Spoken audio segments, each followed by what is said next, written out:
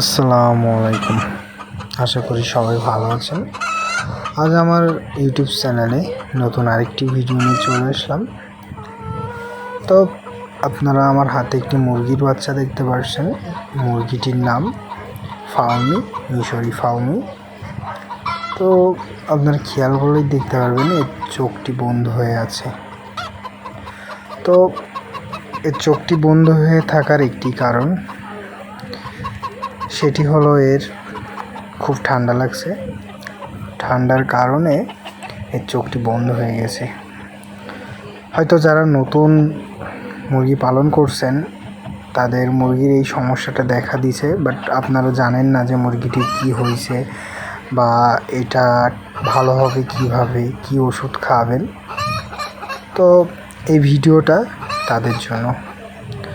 মূলত মুরগির ঠান্ডা লাগলে ভয় পাওয়ার কোনো কারণ নাই, এবং এর চোখ বন্ধ হয়ে গেলেও ভয় পাওয়ার কোনো কারণে আপনি দেখতে পাচ্ছেন আমার মুরগিটির চোখ কীভাবে বন্ধ হয়ে গেছে, আর এটি ঠান্ডা লাগছে। তো ঠান্ডার ফলে নাক দিয়ে পানি পড়া, চোখ বন্ধ হয়ে যাওয়া, চোখ দিয়ে পানি পড়া, এগুলো যদি আপনার মুরগির হয়ে থাকে তাহলে আপনি ভাববেন যে আপনার মুরগির ঠান্ডা লাগছে। আর মুরগির ঠান্ডা লাগলে, চোখ বন্ধ হয়ে গেলে আপনাদের করণীয় যে আপনারা কী ওষুধ খাবেন, কি এটা নিয়ে ভাবছেন। তো আমার এই স্ক্রিনে যে ঔষধের ছবিটা দেখতে পাচ্ছেন, এখানে মূলত দুইটি ওষুধ আছে। একটি ঔষধ মুরগির চোখ বন্ধ হয়ে যাওয়া, চোখ দিয়ে পানি পড়া, এটিতে যে ডুরাপ জাতীয় যে ওষুধটি, এটি আপনারা ব্যবহার করবেন।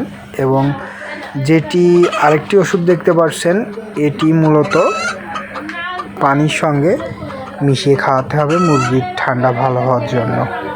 তো আপনারা দেখতেই পারছেন যে আমার মুরগির খুব সমস্যা এবং চোখটা কিভাবে বন্ধ হয়ে আছে। তো বন্ধ হয়ে থাকার কারণে আমি এই দুইটি ওষুধ আমার মুরগির জন্য ব্যবহার করে থাকি। তো এই ওষুধ দুটি ব্যবহার করার নিয়ম, আপনারা মুরগিকে যে কয়বার খাইতে দিবেন খাবারের পানির সঙ্গে এই ওষুধগুলো মিক্সড করে দিবেন। এবং যে ডুরাপটা দেখতে পেয়েছিলেন আপনারা, এই ডুরাপটি আপনারা 2 ফোঁটা করে 2 বার দিবেন। আর যদি অতিরিক্ত বেশি হয় তাহলে আপনারা এই ডুরাপটি 3 বার ব্যবহার করবেন 2 ফোঁটা করে। এবং খেয়াল রাখবেন যাতে মুরগির পরবর্তীতে ঠান্ডা না লাগে, এদিকে একটু খেয়াল রাখবেন। তো আপনারা যদি এই মুরগির বিষয়ে আরও অন্যান্য কোনো কিছু জানতে চান তাহলে অবশ্যই আমার কমেন্ট বক্সে কমেন্ট করবেন।